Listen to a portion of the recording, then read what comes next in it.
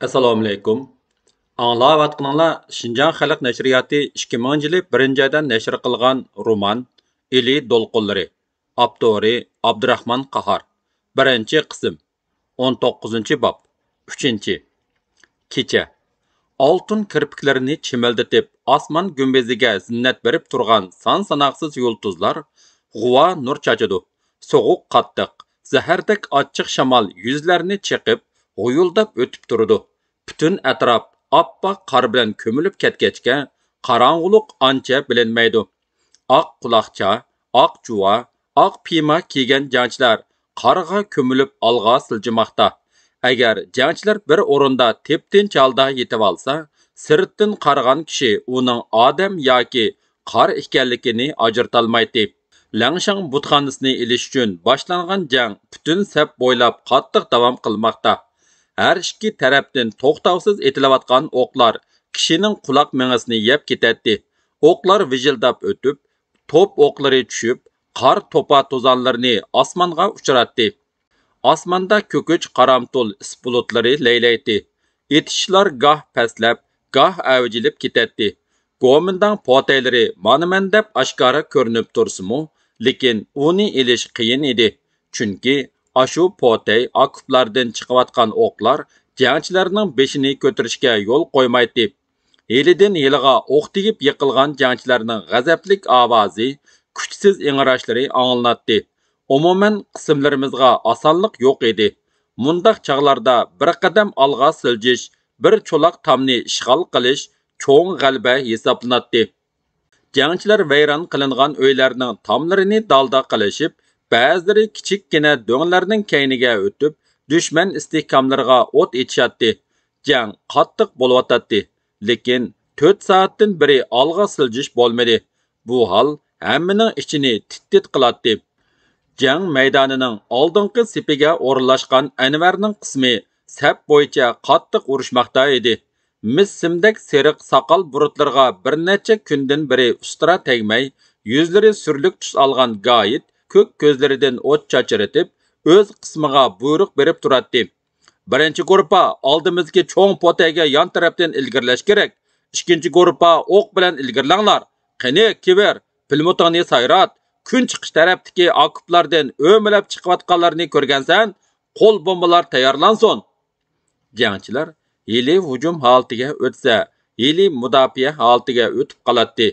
Yerimi o'rilgan tomning ustiga pilmotni o'rnatib olgan kibir, pilmotini sayratib, sharqi shimol tarafdan avval o'milab, keyin beshini engishtirib, hujum bilan kelayotgan dushmanlarni do'miltibatdi. Pah, bulbuldek sayrdi-da pilmoting. Mushu chatdagi potayga qattiq hujum bilan besib borsak bo'ladi-da, dedi Botir G'ozi g'azabli ko'zlarini potayga tikib turib. Isoq beshini silkib aytdi. Yo'q, unda qaramlik qilishga hargiz bo'lmaydi. Ana avo cho'loqtamga ulishib olsak, dedi Nodam sharqi janub tarafda turgan tomni ko'zi bilan sharatlab ko'rsatib, "Muno chatdagi potayga yon tarafda hujum qilib berishga oson bo'ladi." To'g'ri, dedi Rayhon miltiqi bilan dushman potiyening to'shkini chanlab turib. Bu unumlik chora. Uning dumbasida mursiga beg'idan o'tkazib olgan doktorlik sumkasi pulanglab turadi. Ular tomning ustiga qurollarni qo'yishib tutqunicha o'ra turishadi. Shu oraliqda bir zambirak o'qi chirqirab keldi. "Varis, yot!" deb vaqirdi Isoq va uning ikki murisini besibla yetib oldi. Ulardan 4-5 metr yiroqlikqa tushgan o'q atrofni titratibdi. Qor to'pa to'zonlari ichida hammasi beshini ko'tirdi. "Taza hamoqdi nima ekansan-a?" dedi Isoq shu yotqinicha Varisjonga. "Toz qoldingizda shehid bo'lib ketgili", dedi Rayhon uningga qarab. Chiroyi tatargan Varisjon, "Undaq oson shehid bo'lib ketadimmi?" dedi. Varisjonning so'zi oyoqlashmayla, kayni-kayndan yana 2 poy zambirak o'qi kelib tushdi. Ular qor to'pa to'zonlari ichidan yana beshini ko'tirdi. Biroq Gayit beshini ko'tirmay yotadi. Botir G'ozi chaqchaq qildi. "Qo'rqma, voy Gayitga, beshini ko'tir. Neka o'q tushib bo'lg'ili." Lekin u dum yotqinicha yotadi. Uning yinida yotgan Varisjon birdilla vaqirvatdi. "Qon, beshidan!" bir nechisi uning beshiga yig'ildi va uni avaylab asta o'ngdi qildi. O'ngsili o'chgan Nadam: "Gaytka, Gaytka, ko'zingni ochqina!" dedi huduqib. O'q partisi uning chekisini qattiq yordar qilgan. Qon o'ng manzini bo'ylab oqmoqda edi. U ko'zini asta ochdi. Rayhon somkasidan dorilarni ilib, yaralangan yerning atrofini surtib, dori chapdi va dakining ichiga paxta ilib tingib qo'ydi. Gayet asta hushiga keldida, o'lishib olganlarga nursiz ko'zlari bilan sapsilib: "Men o'lmayman, qo'rqmanglar", dedi. U dastlabki tibbiy yordam bilan bir oz o'ziga kelib qoldi. Rayhon uni hapash qilib, kayniga ilib ketdi. Qolganlar o'ri turishib, kaynidan qarab qilishdi. Hammala odam u saqqalarmu degan andishida qoldi. G'azablangan Nadam avtomatni mahkam tutib, heliqi cho'loq tamga o'zini otdi. U tamga o'lashdida avtomatni tamning ustiga qo'yib, potayga qaratib to'xtamay o't ochdi. Uning kaynidan arash yugurdi. Shu oraliqda potaydan o'q chiqib qoldi. Biroq hech kimga tegmadi. Düşman potiga yan tarafdan unumlik hujum qilayotgan Nadam bilan arashni ko'rgan Kibir o'rinda turolmay qoldi. "Qani, yur, Jamoliddin uka, bizmo ketdik", dedi u ham tamga qarab yugurdi. Ammo istutaklar orasidan düşman o'qlari yomg'irdak yig'ishqa boshladi. Uchqandek yugurib ketib borgan Kibir birdilla maydasini tutib turib qoldi. Tezlanib yiqildi. Nadam o'zini tutolmay qattiq vaqirvatdi: "Uni qutqizinglar!" Rayhon o'zini o'qdek otdi. Kimdir birsi uning kaynidan vaqirdi: "Rayhon!"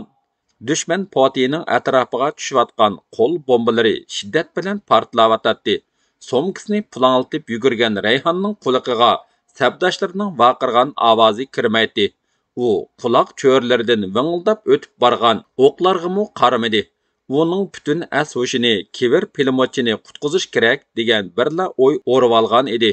Kivirning yeniga hasirab yetib kelgan qiz uning tomirini tutdi, tengishidi, lekin uning yuragi urishdan to'xtab, ko'zlari mangulikka yumilgan edi.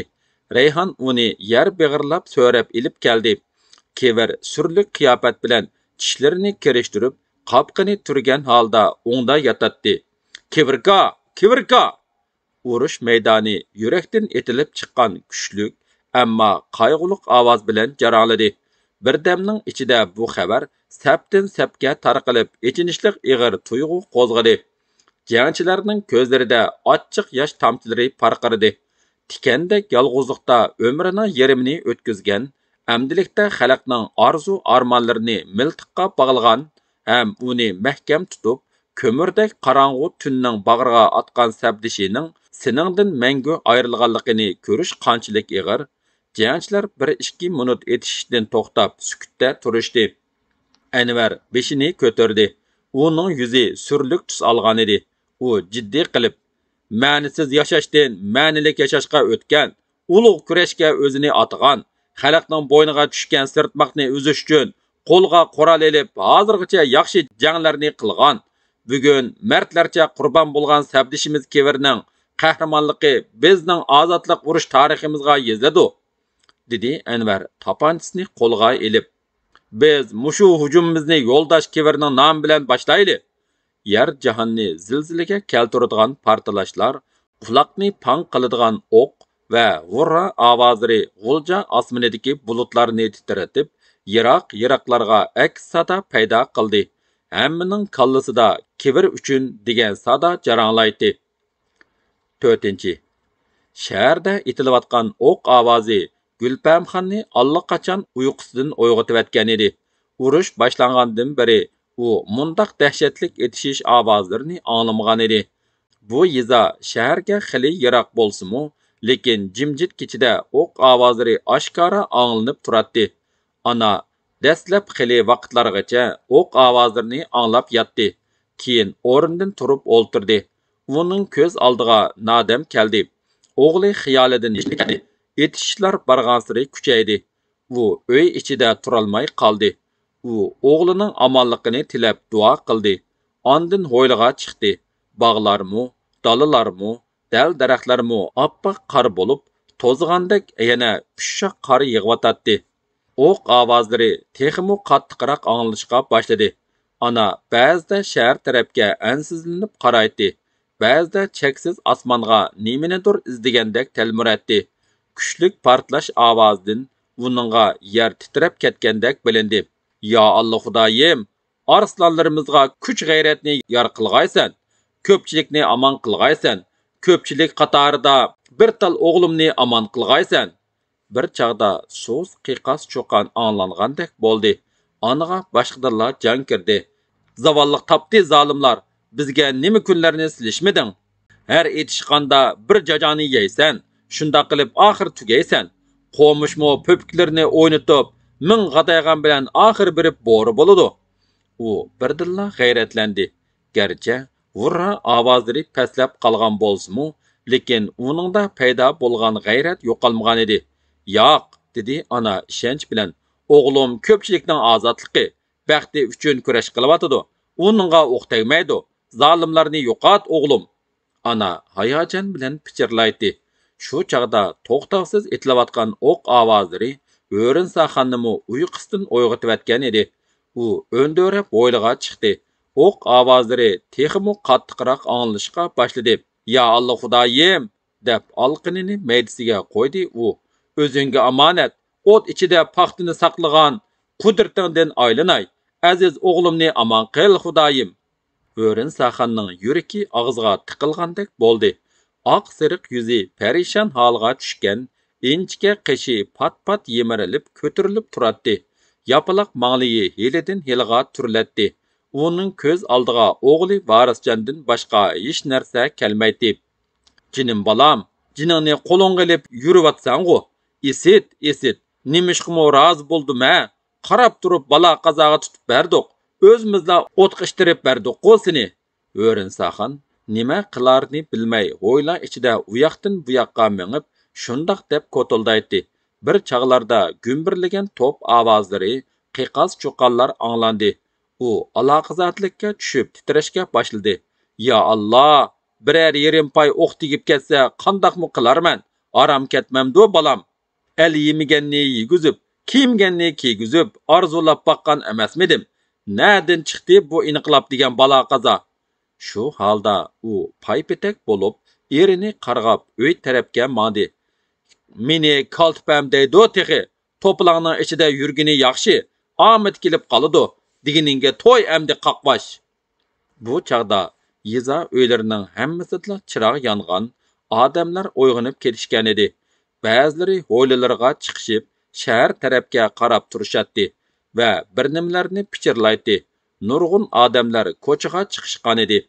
Hatto yig'iyotgan qarga qaramay, muzlab ko'kargan, oyoqlarini qo'ng'altoq sapgan ushoq bolalarmi bir uyga kirib, bir ko'chaga chiqadi. Bu har qitimliq etishdan keyin bir g'alaba xabarini anglab yurgan xalq bu etishdan xushal edi. Birdamning ichidala ko'chadagi kishilar ko'payishga boshladi. Gulpamxonmi hovlisidan chiqib, bir besib, ikki besib kishilar to'plashgan yerga yetib keldi. Uning keyindan yana bir mo'may keldi. "Voy, muno Zevidxon-g'u, bormi sizlar?" dedi Gulpamxon uningga qarab. "Qandaqroq turibdilar? Ahvollari yaxshimi?" "Xudoga shukr, o'zlarichu. Etishlarni anglab zodil yotolmadim. Bir necha kunlar bo'lib ketdi. Ko'nglimning hech aromi yo'q. O'z halakchiligimiz bilan bo'lib, qandaq ahvoling deb silinimi yo'qlay olmadim. Bizning nodam inqilobga qetilib ketgandan beri yolg'izdan yolg'iz qoldim. Ilmi yaxshi Nodirning bir yordamisi men uchunla qoptikan. Shu hamra bo'lyotidi. Mening mo deydiganim shu emasmi, jinim Gulpamxon? Mening balamga nima yo'q? 3-4 kun bo'ldi. Shaharga kirib chiqay deb kirib ketgan. Bugun chiqar yo'q, at chiqar yo'q, hozirgacha yo'q. Anglasam askar bo'lib ketibdi-dek. Ota-onaning og'ziga qaraydigan-g'u biz." Uning qo'ruq bosgan yuzlari o'mchaydi. "Bo'pti, Zevidxon, yomon ish qilmabdi. Askar bo'lgani yomon ishmidi? Qiziqli xotin-g'u sizlar. Jonni qo'liga ilib so'qishga kiradigan ish yaxshi ishmi? Bu nim deganlari?" dedi u hayron bo'lgandek. "O'ylab baqsizlar, Zevidxon", dedi Gulpamxon temkinlik bilan. "Sizlarning 2 o'g'illar bor. Biri askar bo'lsa nim bo'ladi?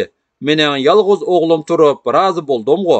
Mening balam askar bolmasa, silning bolmasa, bu qanxorlarni kim yo'qdidu? Nima dardlarni tartmidiq bu zolimlardan? Hey Gulpamxon, bag'irlari toshmi? Nima mushaqqatlar bilan cho'ng qilmidiq bu ballarni? So'qish deganni bir nima deb bo'lamdi? Biror yomonning o'qi. U so'zining oxirini aytolmay yig'lavatdi. Uning butun badanida alamli hissiyotlar qo'zg'alib ketgan edi. Go'yo o'g'li so'qishga kirib, biror yomonning o'qi tegib o'lib ketgandek, beshiga ig'ir kunlar tushgandek, o'pkasini bosolmay qoldi. Ajabla qizi xotin dasili, ko'zlarining ustidan bir eriq yosh oqadi-da, kirpiklarini liplaq qilsla to'kilib ketadi. Menga qarasla, xabarlari bor. Balalarning dadasi o'lib ketgandan keyin ichishgan yerga tuz sepibdi deganda keyindan nodir ketdi. Ularning keyindan meni yolg'iz tashlab, nodam inqilobga qaytilib ketdi. Voy dedim-mu, bo'pti, akaning intiqomini ol dedim. Bultur kuzda dan to'kmiding deb shengan yomuldan chiqqan chiriklar Umra Xunikamning qo'lini urib sundirib atganini unutib qoldimi? Yerga bir navbat, erga bir navbat degan gap bor. Endi bizga navbat kelganda bolalarimiz intiqom olmay qarab tursa qandoq chidaymiz? O'g'illari urushda dushmanning beshini yanchib yo'lbosdak hurkirab yursa, maydimizni kirib yurmamdiq. Qizlar jinida biliga tasma bog'lab urushga kiribdi. Qaraslar, mahallamizdagi haqlarning tavrab ketganini, bularni kim urush dalolat qildi? O'q ovozini anglab mahalladagi odamlar haqiqatan tavrab ketgan edi. Beshiga tulka quloqcha, uchisiga ko'rak juva, tira shalvur kiygan odamlar pidoi bo'lib shaharga yurishga hozirlanishgan edi. Ba'zilarining ostida yavdoq ot, qo'llarida cho'moq bor edi. Ular to'shqon qo'g'lash uchun har bir chig' tuvlariga emas, balki urush bo'layotgan yerga, dushman bilan ilishishga o'zligidan atlangan edi. Ular yana kimlargadir qarab turishatdi. Ba'zilarining chaqchaq aralash gaplari jaranglaydi. Voy savur, sening u cho'miqing odamning jinni ilishga yaramdi. To'shqonga yaraydi, to'shqonga. Sen ashu qirchang'u bilan urushga kira olamsan? O'q ovozni anglasa badar qochar u cho'loq qashqon. Hammadan ko'proq gapni Aqtamboy qilyotdi. Qani azmatlar, yo'linglar bo'lsin. Go'mindan degan ablaqni qo'ymay yo'qtinglar. Ay ota-onalar, bolalaringlarning oldini to'rmanglar. G'azotga manganlarning oldin turash gunoh bo'ladi. Mana men o'g'limni fidoilikqa berdim-ku. O'g'lim talay dushmanning kallasini oldi. Shu asnoda dahshatli gumbirlagan zambirak o'qining ovozi anglandi. Mana, angladinglarmi?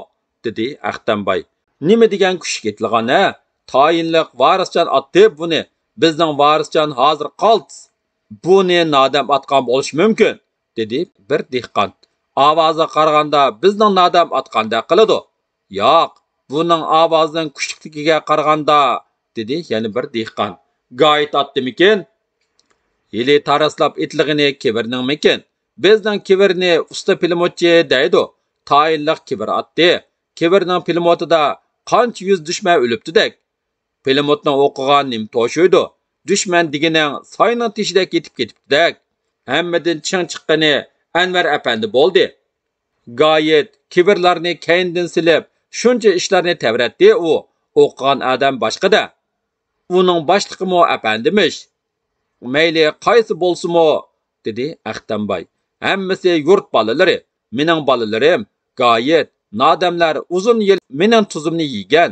Jamoliddinmi necha yil qo'limda turgan. Anvar apandimi qaltis gap anglaydi. Deganimni qildi. Yetimlarni o'qitdi, tarbiyaladi. Qani azmatlar, minglar, Anvar apandining kayniga tushinglar. Uning kayinda mangsanglar, dushmanni qo'ymay yo'qitsizlar. Atlangan fidoilar cho'moqlarini pulanglatib, shaharga qarab yurib ketdi. Bular qo'llariga tayoq cho'moq elib, yavdoq otlarini minib, o'zligidan tashkillangan fidoilar. Bularga hech kim inqilobga qatnash degani yo'q. Bularni shunchalik ishtiyoq, qizg'inlikqa, hayajonliq, jon fidolik tuyg'uga keltirgan kuch nima? Yuragidan urg'ib chiqqan qisos o'ti.